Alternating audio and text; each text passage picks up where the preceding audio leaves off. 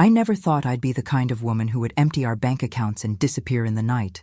But I also never thought my husband of 40 years would try to kill me. The fall down our mahogany staircase lasted only seconds.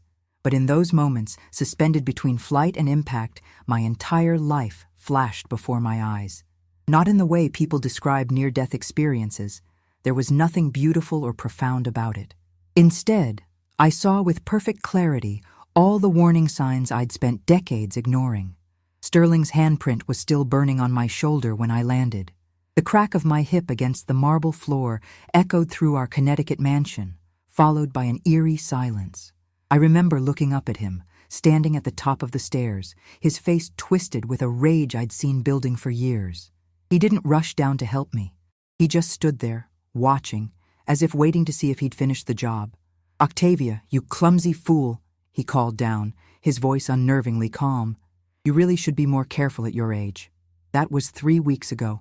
Now I sit in a modest motel room 50 miles from anywhere Sterling would think to look, a new burner phone in my hand, and $2.7 million distributed across 4 offshore accounts that he doesn't know exist.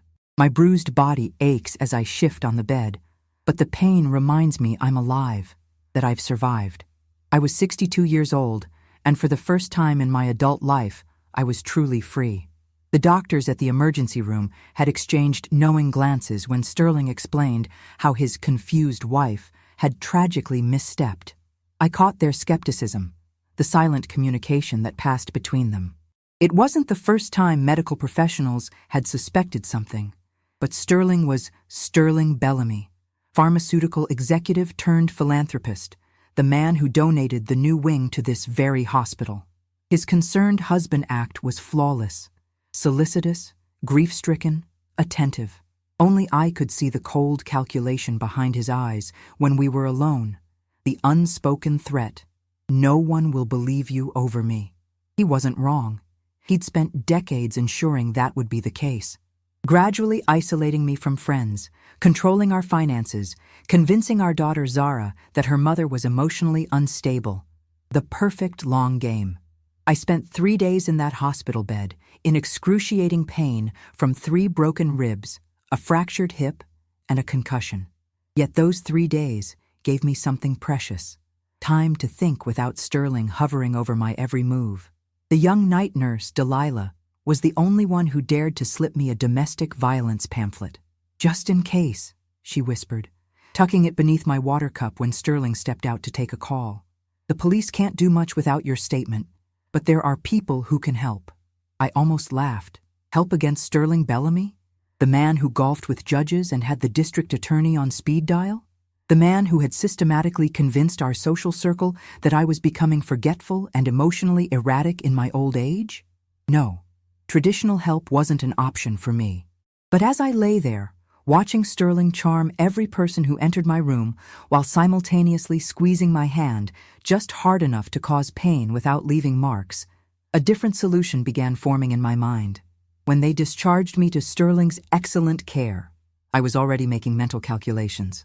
Sterling insisted I take my pain medication on schedule. It made me drowsy, compliant, easier to manage as he installed me in our guest bedroom. To recover more comfortably, he explained. What he really meant was he wanted me on the first floor, where I couldn't access our offices or his files, where he could monitor my phone calls and visitors. Each night, I'd pretend to swallow my pills, tucking them instead beneath my tongue and later into a tissue. Each day, I'd perform the role of grateful, fragile wife, while my mind worked with a clarity I hadn't experienced in years.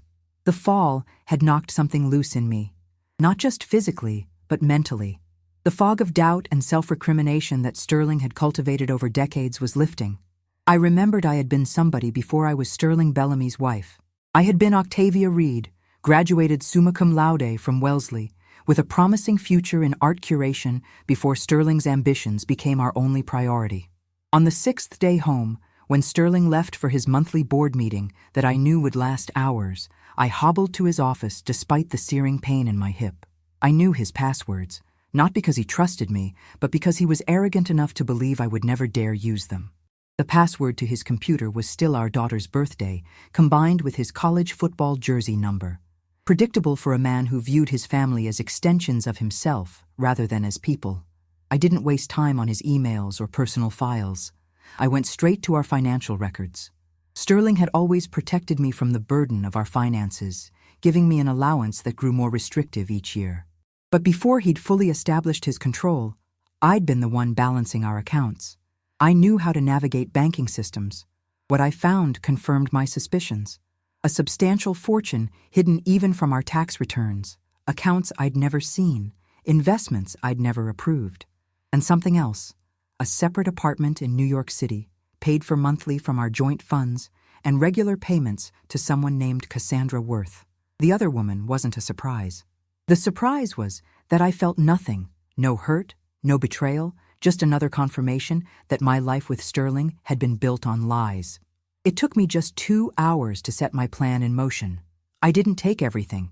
That would trigger immediate alerts. Instead, I siphoned amounts just under the reporting thresholds to the accounts I'd established using an identity Sterling didn't know about. An identity I'd been quietly creating over the past 5 years, whenever the bruises became too difficult to hide with makeup and I started to fear for my life. I worked methodically, my hands steady despite the pain radiating through my body. By the time I heard Sterling's car in the driveway, all traces of my activities were erased from his computer, and I was back in the guest bed, pretending to sleep off my medication. That night, as Sterling checked on me before retiring to the master bedroom upstairs, he stroked my hair with a tenderness that once would have made my heart leap. Now it made my skin crawl. "You know I love you, Octavia," he murmured. "Everything I do is for us, for our legacy." I kept my eyes closed, my breathing even. He lingered a moment longer, then added in a whisper that chilled me to my core, "It's a shame you've become such a liability." In that moment, I knew my suspicions were correct. The stares hadn't been an impulsive act of rage. They had been a calculation, one that had failed. I wouldn't give him a second chance to succeed. I waited 3 more days, playing the role of compliant invalid while finalizing my preparations. I arranged for a car service using my new identity's credit card. I packed only what I could fit into one suitcase, nothing valuable or recognizable. I wrote a letter to Zara that I knew she might never believe, but that I needed to write anyway, and scheduled it for delivery 1 month after my disappearance. The hardest part was accepting that I might never see my daughter again. Sterling had poisoned our relationship years ago, painting me as the emotionally manipulative parent while positioning himself as the stable protector. Zara, desperate for paternal approval, had gradually pulled away from me. Our conversations had become surface level, our relationship a hollow shell of what it once had been. My heart broke, knowing she would likely believe whatever story Sterling concocted about my disappearance. On the night I chose to leave, Sterling had taken his sleeping pill as usual. He'd been working longer hours lately, coming home tense and distracted. I suspected he was preparing for a second, more successful accident for his inconvenient wife. I waited until his breathing deepened into the heavy rhythm of drugged sleep before slipping from the guest room. My body protested each movement, but adrenaline dulled the pain. I changed into nondescript clothes, applied makeup to cover the lingering bruises on my face, and donned a wig I'd ordered online and had delivered to an Amazon locker miles from our home. I took one last look at the mansion that had been my gilded cage for 4 decades. The perfect art on the walls, the immaculate furniture that I'd never been allowed to choose, the photographs displaying our perfect family, all of it curated to project an image that had never been real. I didn't feel regret as I stepped out into the cool night air. I felt like I was taking my first full breath in 40 years. The car was waiting at the end of our long driveway, headlights off as instructed. The driver asked no questions when I gave him an address for a bus station 2 towns over. From there, I would take a series of buses and trains, a deliberately convoluted route that would be nearly impossible to track. As we pulled away, I resisted the urge to look back. Looking back was what had kept me trapped for decades. The memories of good times that weren't really good, just less awful. The hope that things would change. The fear that no one would believe me. Sterling would wake up to find me gone, along with a carefully calculated amount of money, enough to infuriate him, but not enough to financially cripple him.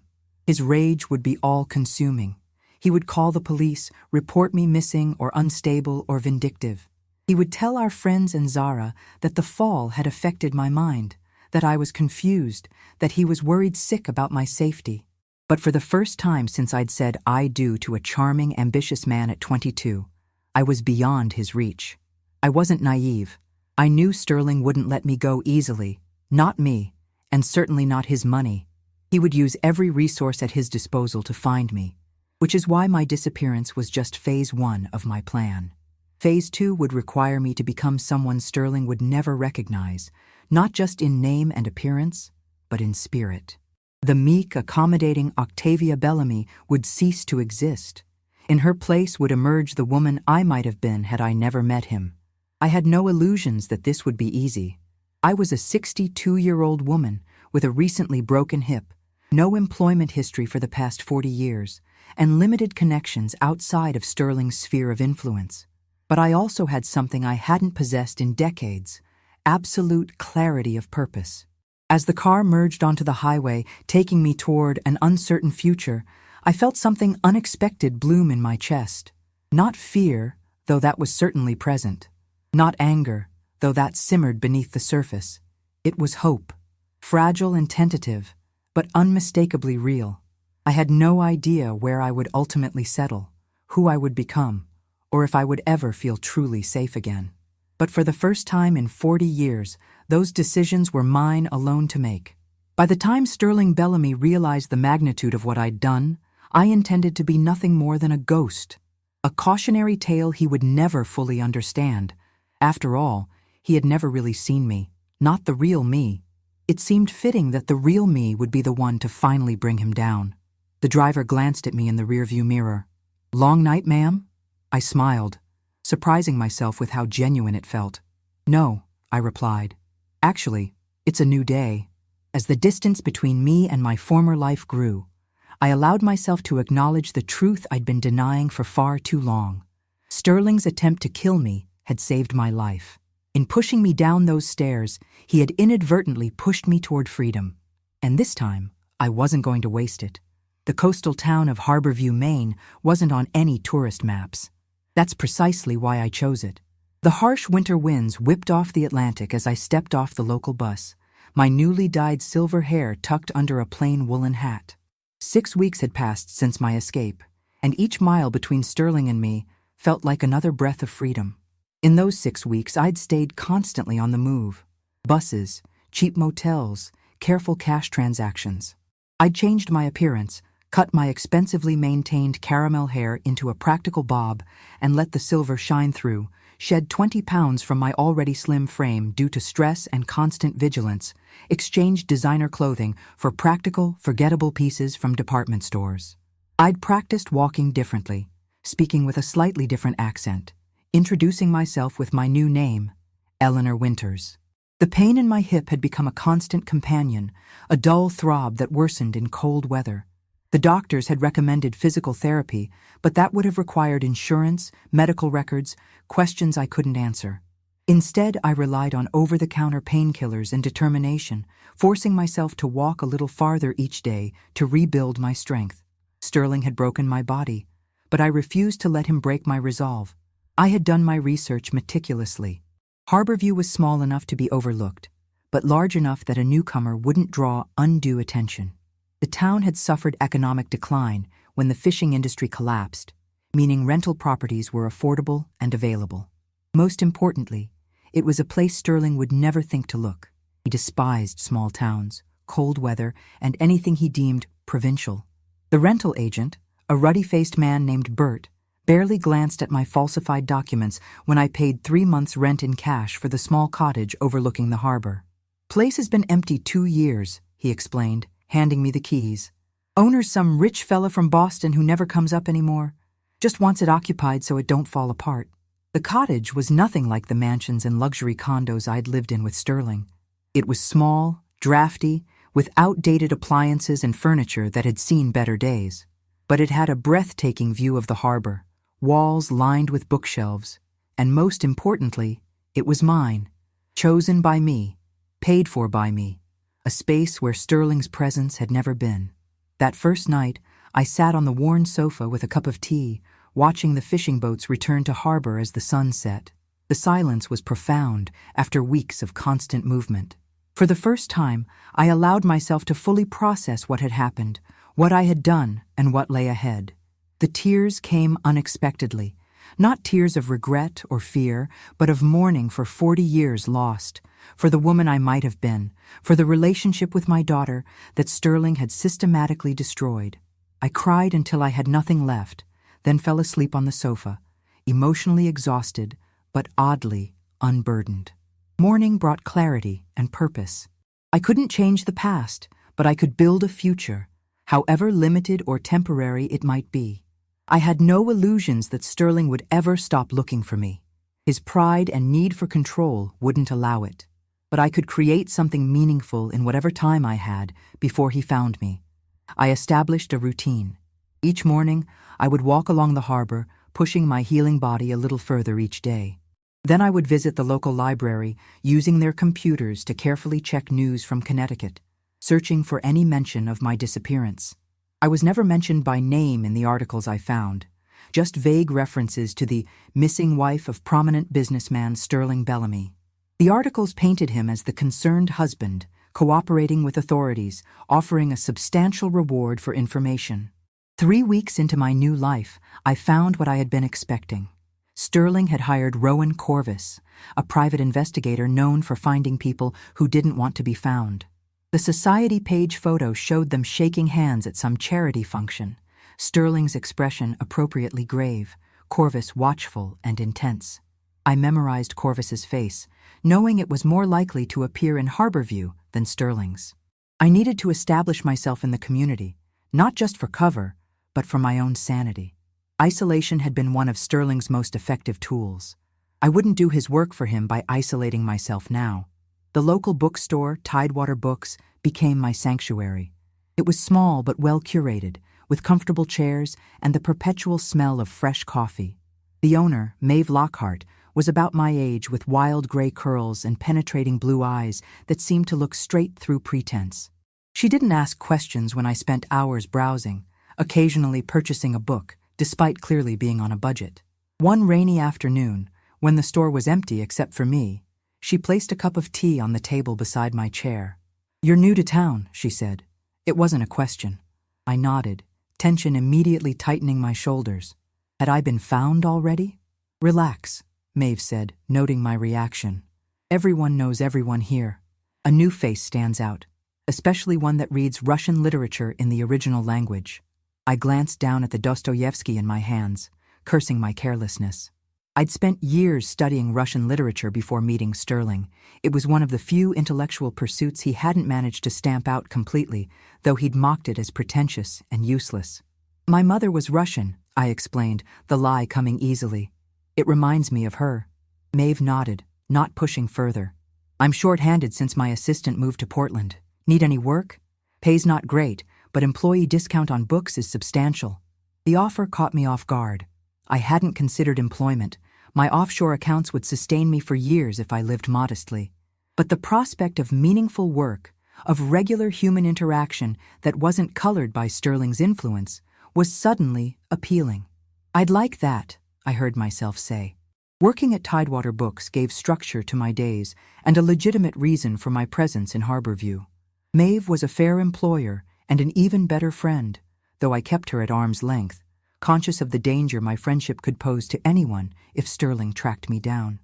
I learned the rhythms of the small coastal town, the fishermen who stopped in for coffee and conversation before dawn, the summer residents who trickled in as the weather warmed, looking for beach reads and local history, the high school students who used the shop as a quiet place to study away from chaotic homes.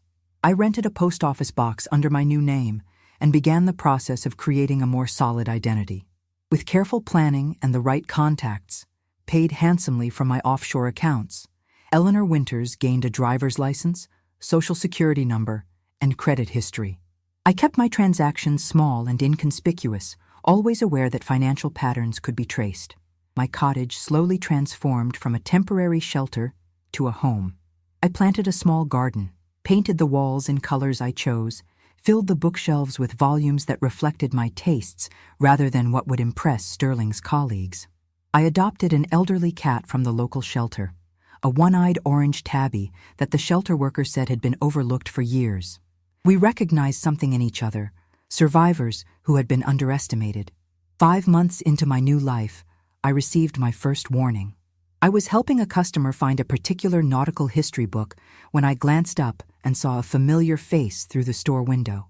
Not Sterling, but his golf partner, Judge Wilson, strolling down the main street with his wife.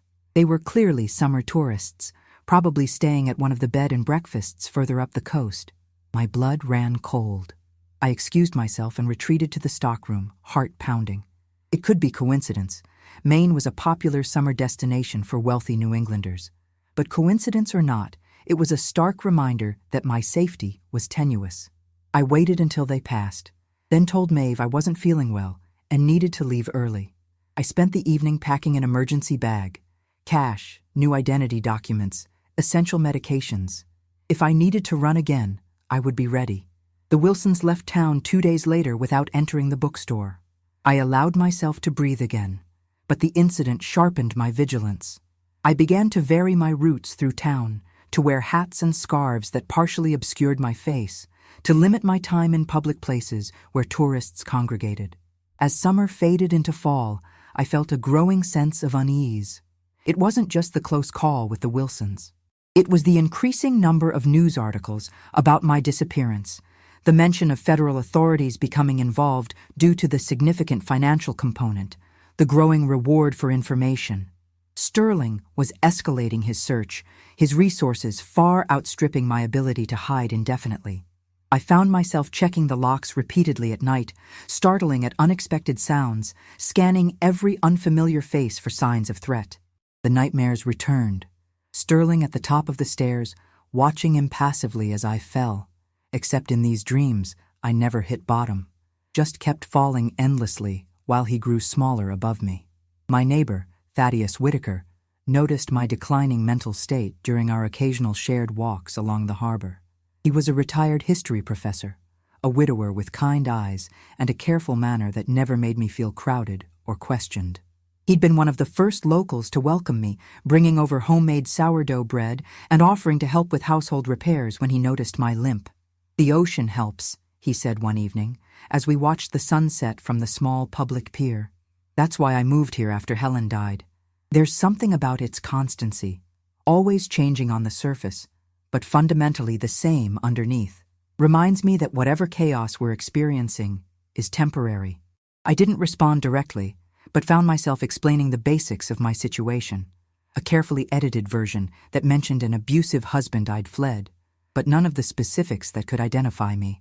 Thaddeus listened without interruption, his weathered face compassionate, but not pitying. When I finished, he was quiet for a long moment.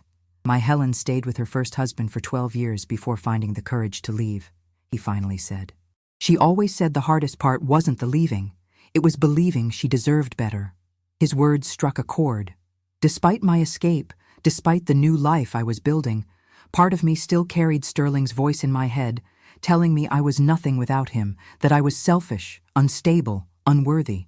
40 years of psychological conditioning couldn't be undone in a few months. "How did she silence his voice?" I asked, not needing to explain what I meant. Thaddeus smiled sadly. "She didn't. Not completely. But she built a chorus of other voices around it, friends, experiences, achievements that spoke louder than his criticism. Eventually, his voice became just a whisper she could recognize and dismiss." That night, I made a decision. If I couldn't outrun Sterling forever, and realistically, I knew I couldn't, then I needed to prepare to confront him. Not physically, but legally. I needed evidence of his financial crimes, his abuse, his affair. I needed allies and resources beyond what I currently possessed. I contacted Fletcher Devereaux, the lawyer whose information I'd been given through a domestic violence support forum I'd discreetly joined online. He specialized in high-conflict divorces involving wealthy, powerful men. Our initial consultation was conducted through encrypted messaging, with me providing only the barest details of my situation. "What you're describing is complex, but not impossible," he wrote. "However, timing and evidence are crucial. If you move too soon, without sufficient documentation, you risk not just losing your case, but potentially your freedom and safety. He outlined what I would need: financial records showing Sterling's hidden accounts and tax evasion, medical records documenting my injuries over the years, testimonies from witnesses to his abuse or its aftermath, evidence of his affair and any other criminal or unethical behavior that would damage his carefully constructed public image. Some of this evidence I already had, hidden in encrypted files. Some I would need to obtain through riskier means. Fletcher's final message was sobering. "Mrs. Bellamy, you should understand that men like your husband rarely lose gracefully. If you proceed, you must be prepared for him to use every resource at his disposal to destroy you. The question isn't whether you can win, it's whether you can survive winning." As I closed the encrypted messaging app, I was surprised to find my hands were steady. 6 months ago, such a warning would have paralyzed me with fear. Now, it only strengthened my resolve. I had spent 40 years being Sterling Bellamy's victim. I refused to spend what remained of my life as his fugitive. Fall deepened into winter. The tourists departed, leaving Harborview to its year-round residents. The bookstore hours shortened, but the regular customers became more likely to linger, treating the space as a community haven against the harsh weather.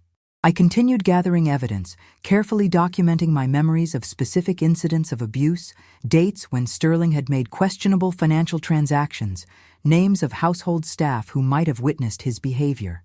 I created a secure digital archive, accessible only with multiple layers of authentication, with copies stored on servers outside the United States. One bitterly cold January morning, as I opened the bookstore, a young woman entered, stamping snow from her boots. Her face was vaguely familiar, though I couldn't immediately place her. She browsed briefly, then approached the counter with a travel guide to coastal Maine. "Just this, please," she said, then paused, studying my face. "You know, you remind me of someone." My pulse quickened, but I kept my expression neutral as I rang up her purchase. "I have one of those faces," I replied lightly. She shook her head. "No, it's specific. You look like my friend's mother, Octavia Bellamy. She went missing about 8 months ago." I nearly dropped the book. The young woman was Zara's college roommate. I'd met her briefly at Zara's graduation, then again at a holiday party years later. She had been a gangly teenager then. Now she was a poised young professional. Of all the people who might have recognized me, she was relatively harmless, but the encounter shook me deeply. "I'm sorry about your friend's mother," I said, handing her the bagged book. "I hope she's found safely." The young woman nodded, still looking at me curiously. "The whole situation is bizarre. Mr. Bellamy has been on the news offering this huge reward, but Zara, my friend, she says something feels off about the whole thing. She says her mom had been acting strange for months before she disappeared." I struggled to maintain my composure. "That sounds very difficult for your friend." "Yeah. Anyway, sorry to bother you with this. You just really look like her, except for the hair and—" She gestured vaguely at my now thinner frame. "Have a good day." After she left, I closed the store early, citing a migraine to Maeve. I returned to my cottage and spent hours pacing, torn between elation at hearing that Zara had doubts about her father's story and terror that my cover had been blown. I pulled out the burner phone I kept for emergencies and dialed Fletcher's number. "We may need to accelerate our timeline," I told him when he answered. "I've been recognized." The morning after being recognized, I woke before dawn, my mind racing with contingency plans. Fletcher had advised against immediate flight. "Running again makes you look guilty," he'd explained. "Stay alert, but stay put unless there's concrete evidence she's reported the sighting." I followed his advice, though every instinct screamed at me to flee. I maintained my routine, working at the bookstore, taking my evening walks with Thaddeus, all while monitoring news from Connecticut for any mention of a potential sighting. Nothing appeared. Either Zara's friend hadn't made the connection strongly enough to report it, or she had reported it, and Sterling was pursuing the lead quietly. The uncertainty was its own form of torture. I began sleeping with my emergency bag beside my bed. I researched bus schedules to Canada. I withdrew additional cash in small amounts from different ATMs in neighboring towns. I was preparing for inevitable discovery while desperately hoping it wouldn't come. 2 weeks after the encounter, Fletcher called with news that shifted everything. "Sterling's being investigated by the SEC," he said without preamble. "Insider trading, tax evasion, possible connections to offshore accounts in the Caymans. This changes our strategy completely. The revelation stunned me. Sterling had always been careful with his financial crimes, meticulous about covering his tracks. For the SEC to launch an investigation, someone close to him must have provided evidence. Someone with intimate knowledge of his business dealings. Who reported him? I asked. That's the interesting part, Fletcher replied. According to my source, it was triggered by an anonymous package of documents sent to the Enforcement Division. Very detailed, very damning. The kind of documentation only someone with insider access would have. I thought of Cassandra Worth, Sterling's mistress. Perhaps she had tired of waiting for him to leave me, not knowing I had already gone. Or perhaps one of his business associates had turned on him. Sterling had a talent for creating enemies, even among his allies. What does this mean for me? I asked. It means Sterling is now fighting a war on two fronts, looking for you and defending himself against federal charges. His resources will be divided, his attention split. More importantly, it means his public image is cracking. If we move now, while he's vulnerable, your chances improve significantly. I considered this. Sterling's sterling reputation had always been his most valuable asset and his strongest shield. If that was tarnishing, the power dynamic between us would shift dramatically. What do you recommend? We accelerate our timeline. I file the divorce papers naming his abuse, his affair, his financial crimes. We leak strategic details to select media outlets. We force him to fight publicly rather than hunt you quietly. It was aggressive, risky, and potentially our best opportunity. Sterling thrived in shadows and backroom deals. Dragging him into the light might be the one thing he wasn't prepared to counter. Do it, I said. The next morning, Fletcher filed divorce papers in Connecticut on my behalf, citing decades of physical and emotional abuse, financial manipulation, and attempted murder. By afternoon, the story had been picked up by several news outlets. By evening, it was national news. Missing wife of prominent businessman files for divorce, alleges attempted murder. I watched the coverage from my cottage, a surreal experience seeing my name in headlines, hearing commentators discuss my case as if they knew anything about my life. Sterling issued a statement through his lawyer expressing deep concern for his mentally unstable wife and claiming that her false allegations were the product of confusion resulting from her fall. It was exactly the response I had expected. Sterling would never admit wrongdoing. He would simply shift the narrative to make me the villain. But there was a desperation to his statement that hadn't been present in his earlier public comments about my disappearance. The SEC investigation had rattled him. Maeve noticed the change in my demeanor when I arrived at the bookstore the next day. You seem different, she observed as we unpacked a shipment of new releases. Less hunted. I managed a small smile. Maybe I'm finally starting to believe I deserve peace. She nodded, not pushing for details she knew I wouldn't provide.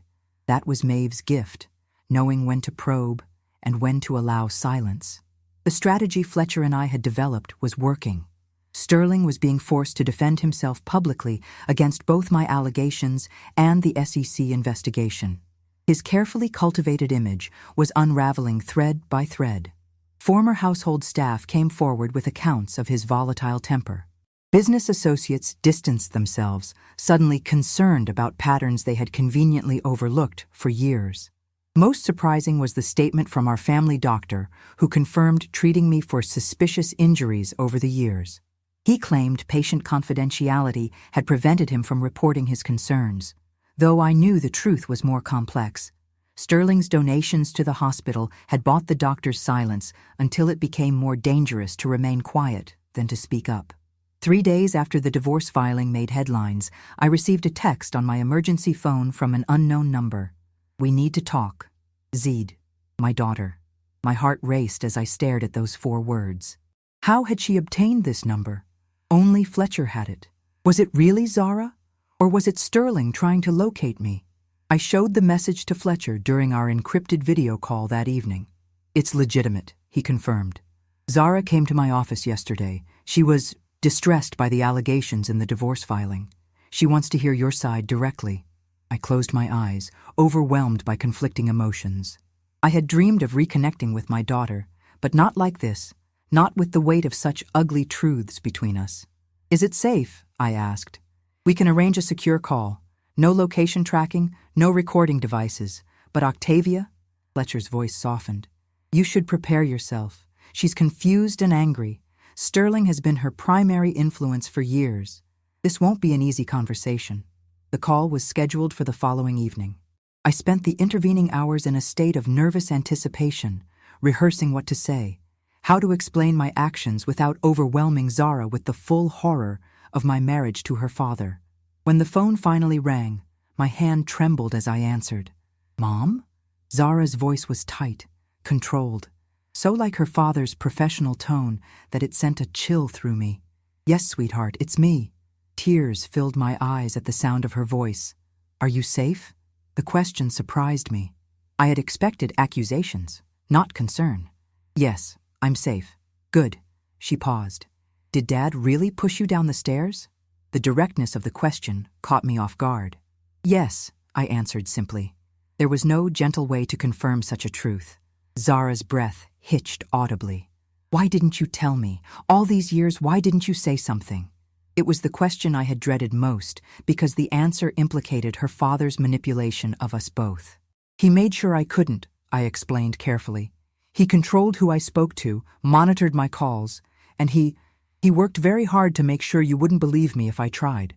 By making me think you were emotionally unstable. It wasn't a question.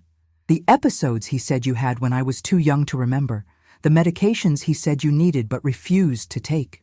Yes, I whispered. Dad said you stole money when you left. Millions. I took a deep breath. I took what was rightfully mine after 40 years of marriage.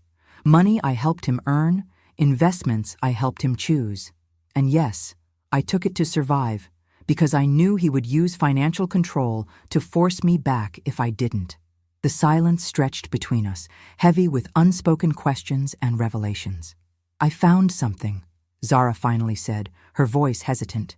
After the SEC investigation started, I was going through old files in his home office, trying to understand what was happening. There was a hidden compartment in his desk. Inside was a flash drive with copies of all his financial records, the real ones, not the versions he showed the IRS. My pulse quickened. What did you do with it? I made a copy and gave the original to his lawyer, Zara said. I told Dad I found it and thought his attorney should have it for the investigation. He was grateful. He doesn't know I kept a copy. Clever girl. She had given herself plausible deniability while preserving evidence. Why are you telling me this? Because I don't know what to believe anymore, Zara admitted, her composure finally cracking. The father I thought I knew wouldn't do the things you're claiming. But the father I thought I knew also wouldn't be under investigation for financial fraud. I need to understand what's real. I can tell you my truth, I offered. I can't make you believe it, but I can promise I never wanted to leave you. Only him. Our conversation lasted nearly 2 hours. I shared selective details of Sterling's abuse, enough to explain my actions without traumatizing her with the worst of it. She asked pointed, sometimes skeptical questions. She cried when I described how Sterling had gradually alienated her from me, rewriting our family history to cast himself as the stable parent and me as the unpredictable one. I have these memories of you being cold, distant, she confessed. But now I'm questioning if that's even true, or if that's just how he framed every interaction for me. I made mistakes, I acknowledged. There were times I withdrew because it was safer than risking his anger. Times I was distant because I was in pain or afraid. But I have never, ever stopped loving you, Zara. You need to know that. By the end of the call, nothing was resolved, but a door had been opened. Zara promised to send the copied financial records to Fletcher securely. She couldn't bring herself to cut ties with her father, which I understood. Despite everything, he was still her parent. But she agreed to meet with me in person when it was safe, to continue rebuilding what Sterling had worked so hard to destroy. After we hung up, I sat in my darkened cottage, emotionally drained but lighter than I had felt in months. The conversation with Zara had been painful but necessary. The first step toward healing a relationship I had feared was permanently broken. The financial records Zara provided proved invaluable. They documented years of tax fraud, hidden assets, bribes disguised as consulting fees, and numerous offshore accounts beyond the ones I had discovered. Fletcher immediately forwarded the evidence to the SEC investigators, strengthening their case against Sterling exponentially. The walls were closing in on Sterling Bellamy. His reputation was in tatters, his financial empire under scrutiny, his own daughter beginning to question his narrative. But I knew better than to underestimate him. Cornered predators are at their most dangerous. Sure enough, Sterling's counterattack came swiftly and brutally. 3 days after my conversation with Zara, a private investigator showed up in Harborview, flashing my photograph in local businesses, claiming to be working on behalf of a concerned family searching for their mentally ill relative. Maeve called me immediately after he left the bookstore. "Some guy in an expensive suit was just here looking for you," she said. "Not by your current name. He called you Octavia Bellamy. Said you were delusional and had emptied your family's accounts before disappearing." My blood ran cold. "Did you tell him anything?" "Of course not." Maeve sounded offended at the suggestion. "Told him I'd never heard the name and hadn't seen anyone matching your description. But Ellie, or Octavia, or whoever you are, he had recent photos of you, walking on the harbor, entering the cottage. He's been watching you." I thanked her and hung up, my mind racing. The investigator had found me, which meant Sterling knew exactly where I was. My carefully constructed sanctuary had been compromised. I called Fletcher, who confirmed my worst fears. "It's Rowan Corvus," he said grimly. "Sterling's hired the best. And he's escalating. He's filed a countersuit claiming you're mentally incompetent and stole company funds. He's seeking an emergency conservatorship over your finances and medical decisions." The strategy was clear. If Sterling could have me declared mentally incompetent, everything I'd said about his abuse would be dismissed as delusion. The financial records Zara had provided would be attributed to my theft, rather than his crimes. He would regain control of the money I'd taken, and more importantly, regain control of me. "What do we do?" I asked. "We have 2 options," Fletcher replied. "You can run again, new identity, new location, start over. Or we can make a stand. Counter his narrative directly, go public with your story before he can control it completely." Both options terrified me. Running meant abandoning the life I'd built in Harborview, the friends who had helped me rediscover my worth, the progress I'd made in reconnecting with Zara. But standing my ground meant confronting Sterling directly, something I hadn't done in 40 years of marriage. "If I go public," I said slowly, "I become a target. Not just for Sterling, but for public opinion, for media scrutiny. Yes," Fletcher didn't sugarcoat it, "but you also take control of the narrative. Right now, Sterling is defining you as unstable, criminal, deceptive. You have the opportunity to define yourself." I thought of all the times Sterling had spoken for me, over me, about me, controlling how the world perceived me until I began to doubt my own reality. The prospect of reclaiming my voice was both terrifying and exhilarating. What would going public look like? An exclusive interview with a respected journalist. We share evidence of the abuse, the financial crimes, the calculated way Sterling isolated you. We emphasize your rationality, your courage in escaping, your right to financial security after decades of marriage. It would mean exposing the darkest aspects of my life to public consumption. It would mean reliving traumas I'd spent months trying to process. But it would also mean standing in my truth, refusing to be silenced or erased any longer. "Find the journalist," I said. "I'll do it." The interview was arranged with Catherine Lowell, a veteran investigative reporter known for her unflinching coverage of domestic violence among the elite. Fletcher secured a neutral location, a hotel suite in Portland, with private security he personally vetted. I spent the days before the interview preparing, not just emotionally, but practically. I gathered medical records documenting my injuries over the years. I compiled financial statements showing how Sterling had gradually restricted my access to our joint assets. I wrote out a timeline of the escalating abuse, forcing myself to revisit memories I had long suppressed. The night before the interview, Thaddeus insisted on driving me to Portland, concerned about my safety, traveling alone with Corvus, potentially tracking my movements. "I won't intrude on your privacy," he assured me as we drove along the dark coastal road. "But I couldn't bear the thought of you facing this journey alone. His quiet support meant more than I could express. We had never defined our relationship beyond friendship, both carrying too much history to rush into romance, but his steady presence had become essential to my healing. "Thank you," I said simply, "for believing me without proof, for seeing me when I was trying to be invisible." He glanced at me, his eyes reflecting the dashboard lights.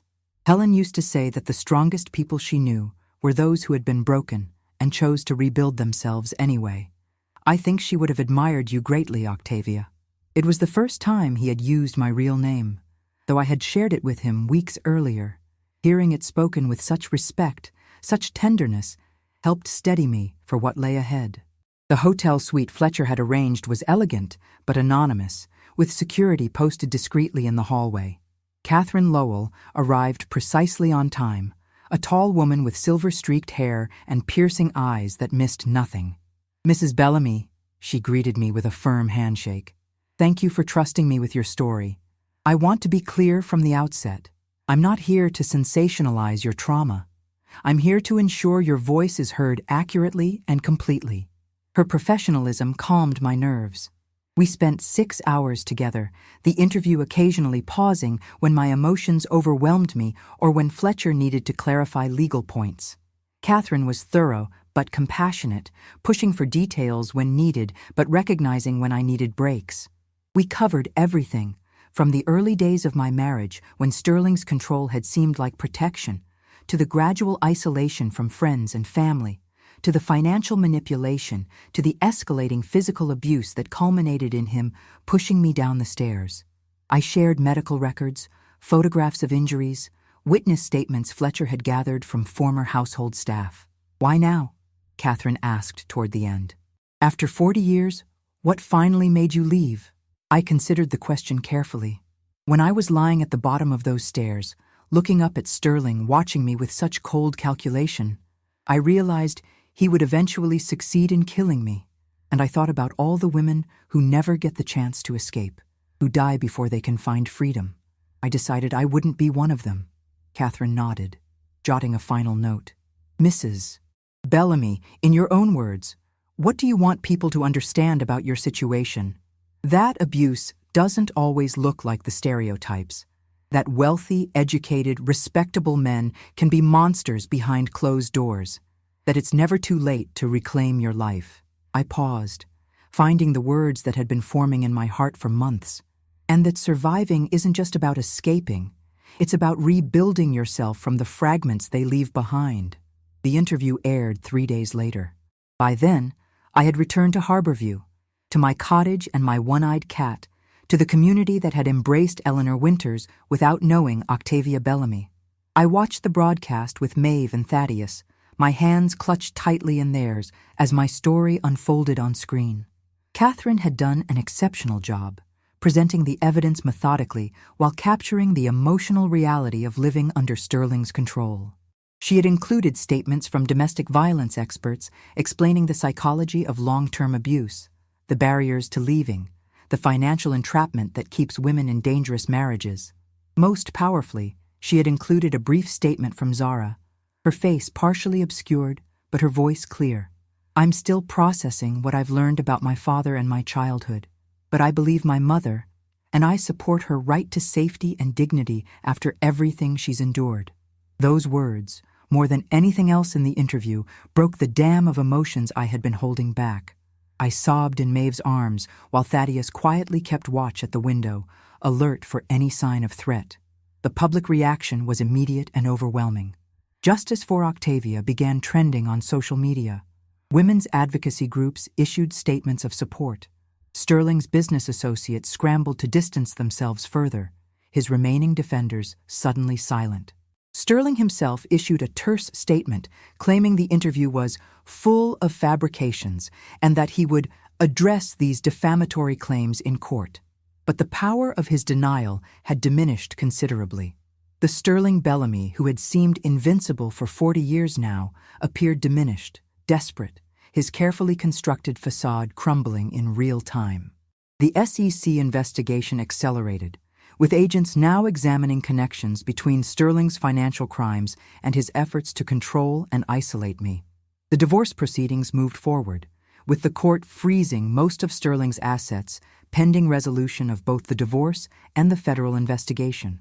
I knew the battle was far from over. Sterling would fight to the bitter end, using every resource and connection at his disposal. But for the first time, I believed I might actually win. Not just my freedom and financial security, but the right to define my own story. As the media frenzy continued in the days following the interview, I received an unexpected call from Fletcher. "Octavia," his voice was urgent. "Sterling's gone missing." "What do you mean, missing?" I gripped the phone tighter, unsure whether to feel relief or heightened fear. He didn't appear for a scheduled deposition yesterday. His attorney couldn't reach him. His housekeeper reports he hasn't been home in 3 days. His passport is gone. Fletcher's voice was tense. "The FBI has been notified because of the pending SEC charges, but you need to be on high alert. If he's fled the country, that's one thing. If he's coming after you..." The implication hung in the air between us. Sterling, cornered and desperate, might decide that if he was going down, he would take me with him. "I'll increase security immediately," Fletcher continued. "Don't go anywhere alone. Consider relocating temporarily until he's found." I thanked him and hung up, my mind racing. Sterling's disappearance changed everything. If he had fled to avoid prosecution, it was a tacit admission of guilt that strengthened my case enormously. But if he was in wind with nothing left to lose, I was in more danger than ever before. I called Maeve and explained the situation. Without hesitation, she insisted I stay with her rather than alone at my cottage. "My house has a security system and a very loud dog," she pointed out. "And Sterling doesn't know about our connection." Thaddeus insisted on taking shifts, watching the house with 2 other men from town, a retired police officer and a former military medic who had become part of our small but fiercely protective community. Harborview was closing ranks around me. These people who had first embraced Eleanor Winters, now extending that same protection to Octavia Bellamy. 3 tense days passed with no sign of Sterling and no further information about his whereabouts. I moved carefully between Maeve's house and the bookstore, always accompanied, always watchful. Sleep came in fitful bursts, interrupted by nightmares of Sterling emerging from shadows, pushing me down endless staircases. On the 4th day, Fletcher called again. "They've traced Sterling's movements to Montreal," he reported. "He used his credit card at a hotel there 2 days ago, then disappeared again. The working theory is that he's trying to reach a country without extradition." The news should have been reassuring, Sterling fleeing rather than coming after me, but something felt wrong. It was too obvious, too easily traced for a man who prided himself on strategic thinking. Sterling would never leave such a clear trail unless he wanted to be followed. I shared my concerns with Fletcher, who promised to relay them to the federal investigators. But I could hear the skepticism in his voice. From his perspective, Sterling was making a predictable move for a wealthy criminal facing prosecution, running to a place where American justice couldn't reach him. Later that afternoon, as I helped Maeve inventory new stock in the bookstore's back room, my burner phone rang, Zara's number. "He contacted me," she said without preamble, her voice tight with stress. "Dad called from a number I didn't recognize. He sounded different, calm, almost peaceful. He asked about you." My blood ran cold. "What did you tell him?" "Nothing specific. I said I'd spoken to you but didn't know where you were staying. He said that was okay, that he just wanted to make things right before he left." "Left for where?" "He wouldn't say. But Mom," Zara's voice dropped to a whisper, "he said to tell you he was sorry about the stairs, that he never meant for it to go that far." It sounded like a goodbye. The hair on my arm stood up. In 40 years of marriage, I had never once heard Sterling Bellamy apologize for anything. He didn't believe in remorse. He believed in power and consequences. An apology now, when he was cornered and desperate, could only mean one thing. He was planning something drastic. "Zara, listen to me carefully. I want you to go somewhere public right now, a coffee shop, a library, anywhere with witnesses. Stay there until I call you back. Don't go home. Don't contact your father again." "Mom, you're scaring me." "Please, just do as I ask. I'll explain everything soon." I ended the call and immediately dialed Fletcher, relaying the conversation and my fears. "I agree it's concerning," he said, after a moment of consideration. "Sterling doesn't do remorse. I'll contact the FBI again, but in the meantime, we should move you immediately. If he contacted Zara, he might be trying to find you through her." I hung up and turned to Maeve, who had heard enough of my side of the conversation to understand the situation had escalated. "We need to leave," I said simply. She nodded, already reaching for her coat. "My sister's place in Portland. He doesn't know about her." We were halfway to the door when my phone chimed with a text message. Unknown number. My finger trembled as I opened it. "Look outside, Octavia." I froze, then moved cautiously to the storefront window. Across the street, leaning against a parked car, was Sterling. He looked thinner than when I'd last seen him, his usually impeccable appearance slightly disheveled. When our eyes met, he smiled. Not his public smile, charming and magnetic, but the cold, private smile I knew all too well. He held up his phone, typed something, and my phone chimed again. "Just a conversation. That's all I want. No one needs to get hurt." Maeve had joined me at the window.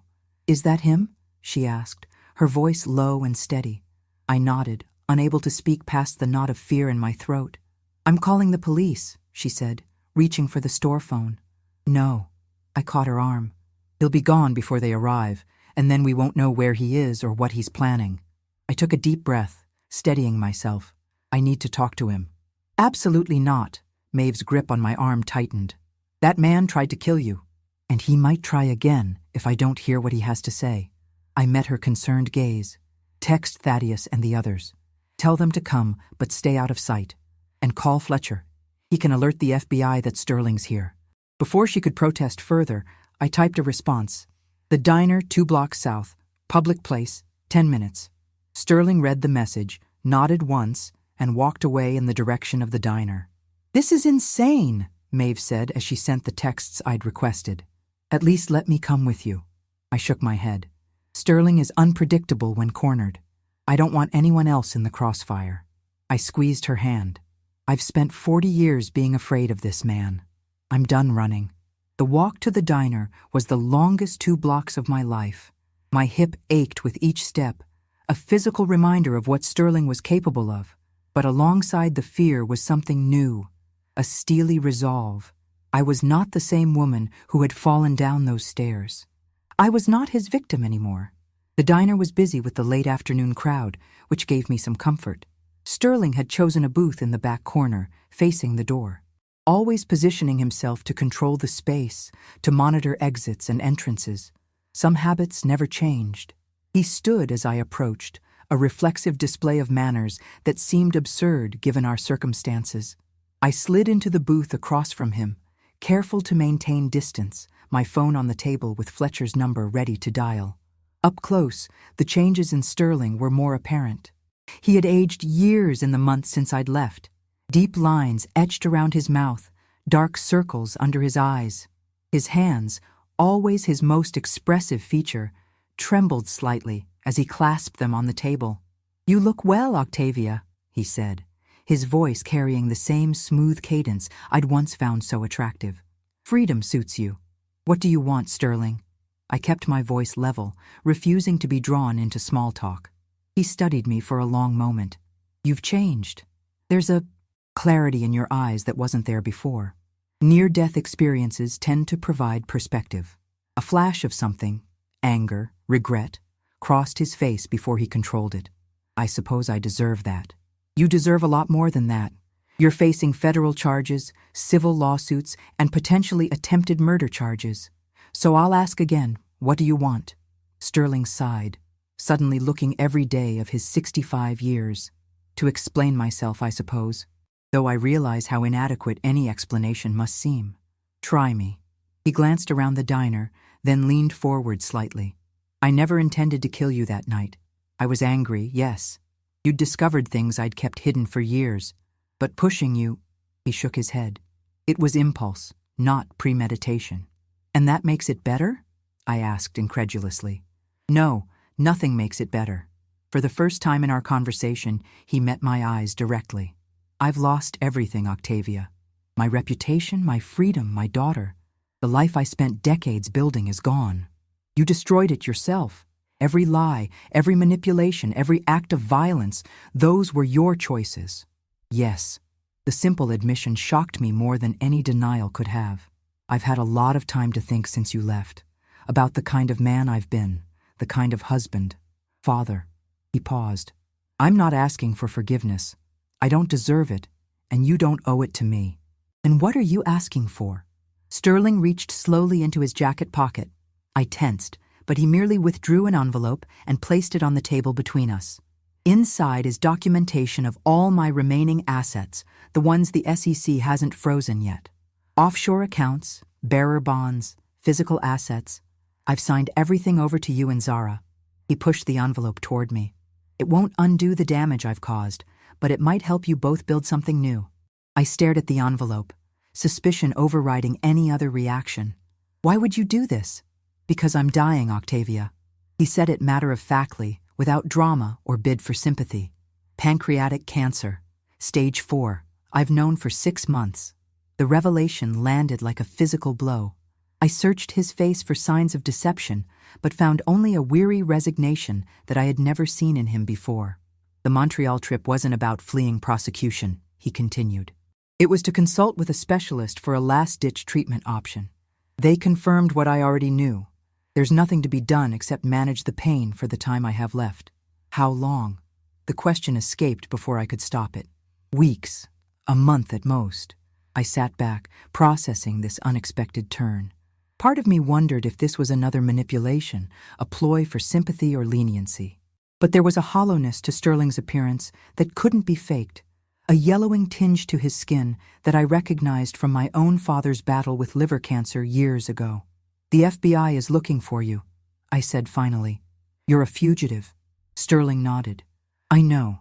I'll turn myself in after our conversation. I just needed to see you first, to give you this. He gestured to the envelope, and to say that you were right to leave, right to expose what I'd done. I should have been the man you deserved all those years ago.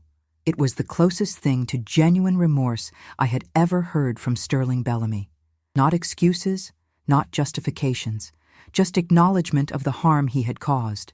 It didn't heal the wounds or erase the trauma, but it was something. I don't know what to say, I admitted. You don't need to say anything. I didn't come for absolution. Sterling glanced at his watch, then stood carefully. The FBI will be here soon, I imagine. Your lawyer would have alerted them the moment you told him I was in town. I remained seated, watching him warily. That's it? You're just going to turn yourself in? What other choice do I have? Run for a few more weeks until the cancer takes me? Hide like a criminal and die alone in some anonymous hotel room? He shook his head. I've made my peace with how this ends, Octavia. As he turned to leave, I found myself asking the question that had haunted me for months. Why did you do it, Sterling? All of it. The control, the isolation, the abuse. What did it give you that love and partnership couldn't have? He paused, considering the question with what seemed like genuine reflection. I think I was terrified of losing control, of being vulnerable, of needing someone who might leave me. A sad smile crossed his face. Ironic that in trying to prevent that fear, I created exactly the outcome I dreaded most. With that, he walked out of the diner, his once commanding presence diminished by illness and defeat. Through the window, I watched as he stood on the sidewalk, hands in his pockets, face tilted up to the pale winter sun. He looked almost peaceful. Moments later, 2 unmarked cars pulled up. Men in suits approached Sterling, who offered his wrists without resistance. As they led him to one of the vehicles, he glanced back at the diner, his eyes finding mine through the glass. He gave a small nod, not in triumph or defiance, but in something that looked almost like acceptance. I remained at the booth long after they had driven away, the envelope untouched on the table before me. My phone buzzed repeatedly. Fletcher, Maeve, Thaddeus, all concerned about my safety. But I needed this moment of solitude to process what had just occurred. Sterling was dying. The man who had dominated my existence for 4 decades would soon be gone from this world. There would be no protracted legal battle, no years of looking over my shoulder, just the natural conclusion that awaits us all. I felt no joy at the news, no vindictive satisfaction. Instead, there was a complex tangle of emotions, relief, sadness for what might have been, and most surprisingly, a sense of closure that I had never expected to find. When I finally left the diner, Thaddeus was waiting outside, his weathered face lined with concern. "Are you all right?" he asked simply. "No," I answered honestly, "but I think I will be." The weeks that followed brought rapid changes. True to his word, Sterling formally confessed to the financial crimes, providing prosecutors with detailed information about his business dealings in exchange for assurances that the funds he had transferred to Zara and me would not be seized as ill-gotten gains. He was placed under house arrest given his terminal condition, with round-the-clock monitoring and regular medical care. Zara visited him daily as his condition deteriorated. I did not. Whatever peace Sterling and I had reached in that diner was sufficient. I had no desire to watch his decline or participate in deathbed reconciliations. My focus was on rebuilding, not revisiting. Fletcher confirmed that the documentation Sterling had provided was legitimate. Between those hidden assets and what would eventually be released from the frozen accounts once the legal proceedings concluded, Zara and I would have financial security for the rest of our lives. I established a foundation in my own name, not Bellamy, but Reed, reclaiming my original identity. The foundation would provide resources and support for older women escaping domestic violence, addressing the unique challenges faced by those who had spent decades in abusive relationships. Sterling Bellamy died on a Tuesday morning in early spring, with Zara at his bedside. She called me afterward, her voice thick with conflicted emotions. "He asked me to tell you something," she said. His last coherent words. He said, "Tell your mother she was always stronger than I was, strong enough to leave, strong enough to rebuild. I hope she never stops." I thanked Zara for relaying the message, unsure how to process this final communication. It wasn't quite an apology, wasn't quite praise. Like so much with Sterling, it existed in a morally ambiguous space that left me to determine its meaning. The funeral was small, attended primarily by business associates rather than friends. I did not go. Zara understood my absence was not a rejection of her grief, but a necessary boundary for my healing. Afterward, she came to Harborview, spending a week with me in the cottage that had become my true home. We walked along the harbor each morning, rebuilding our relationship one conversation at a time. She shared memories of her childhood that I had missed or perceived differently, and I filled in the gaps of my own experience without demonizing the father she was still mourning. It was delicate, sometimes painful work, but essential for both of us. On her last night in town, as we sat on the porch watching the sunset over the water, Zara asked the question I had been anticipating. "Will you come back to Connecticut now? The house is yours legally. There's nothing keeping you away anymore." I considered the question carefully. "No," I said finally. "That house was never really my home. It was a beautiful prison. I found something here that I never had there, a life that's truly mine." Zara nodded, understanding in her eyes. "You seem complete here, like you found all the pieces of yourself that got lost along the way." "Not all of them," I smiled, taking her hand. "Some of the most important pieces are sitting right here." In the year since Sterling's death, life has settled into new patterns. I officially changed my name back to Octavia Reed, merging my past and present identities. I purchased the cottage outright, along with Tidewater books, when Maeve decided to retire. My relationship with Thaddeus evolved gradually from friendship to companionship to a gentle love that neither of us had expected to find at our age. Zara visits monthly, sometimes bringing her new boyfriend, a kind archaeology professor who treats her with the respect Sterling never showed me. She has begun therapy to process the complex legacy of her father and to break the patterns she unconsciously absorbed growing up in our household. I am profoundly proud of her courage and self-awareness. The Foundation's work has become my passion. We've helped dozens of women over 60 escape abusive situations, providing financial support, legal guidance, and perhaps most importantly, hope that it's never too late to reclaim one's life. Each success story heals another fragment of my own past. Some nights, I still dream of falling down those stairs. But now, in my dreams, I get up at the bottom. I look up at Sterling and see not a looming threat, but a diminished figure, pitiable in his need to control and dominate. And then I walk away, toward the light, toward freedom. I am 64 years old. My hip aches when it rains. My hands show the fine creases of age. My heart bears scars that will never fully heal. But I am alive in ways I never was during those 40 years of marriage. I wake each morning grateful for the second chance that began with a terrible fall and the strength to finally get up and walk away. Sterling was right about one thing. I was stronger than he was, strong enough to leave, strong enough to rebuild, strong enough to find joy and purpose in the years I have left. And I have no intention of stopping. If you're watching this and my story resonates with you, please remember it's never too late to start over. Your past doesn't define your future.